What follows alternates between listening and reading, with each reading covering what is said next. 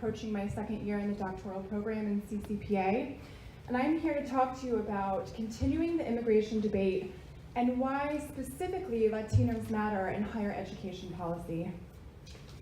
We all know that there have been some recent changes to immigration policy in our federal administration.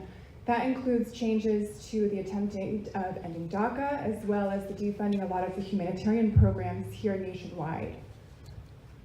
However, there is hope. There are some states like California where the governor is conducting his own field research in the geographical areas where his immigrants that are crossing his border are escaping.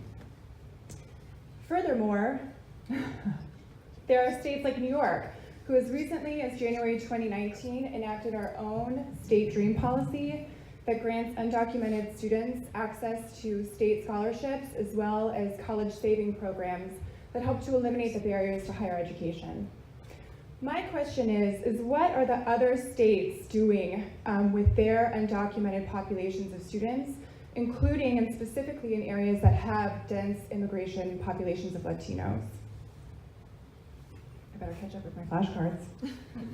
Okay, so despite the current political divide between federal and state policy, immigration will continue to have a significant place in our national discourse. The debate over immigration, folks, and immigration policy and its impacts on higher education is nowhere close to being over. My other question is, as our current immigrants reach college age, what policies are institutions implementing or not implementing? Are undocumented students even attending college? By what means? And that leads me to the next question.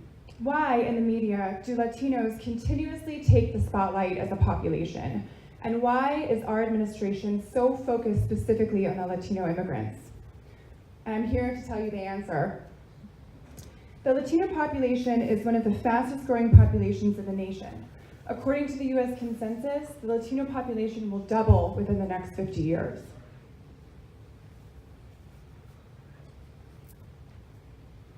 The population of Latino students is growing at the second fastest rate than other immigrant groups in the United States.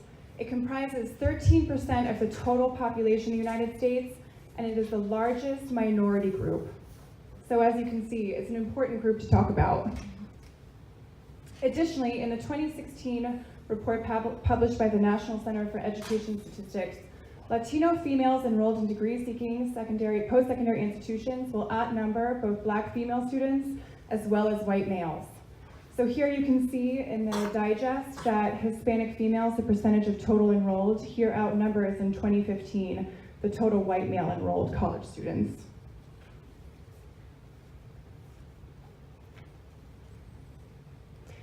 However, only 8% of Latinos enroll in institutions of higher education from the total Latino population, and of the 8.6, only 5% of those students actually go on to complete their BA degrees, making the Latino population the most underrepresented minority population in the United States.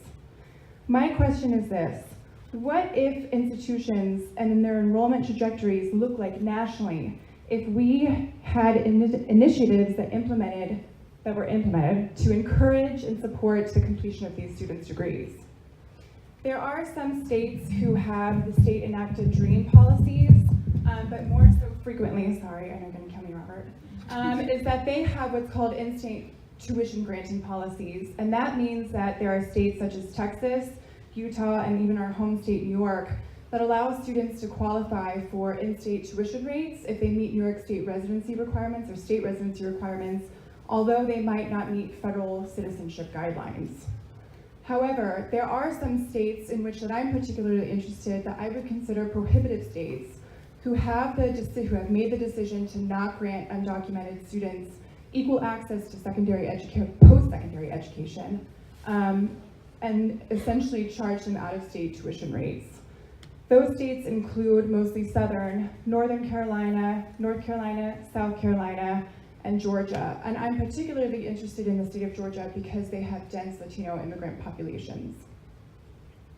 So in my research, very quickly, I'll be conducting a mixed method study of a particular generation of Latino students who are enrolled in public universities in the southern United States who are at an institution that does not grant in-state tuition for students who are undocumented. My goal is to help add to the context of policy in creating equal access to higher education. So, thank you.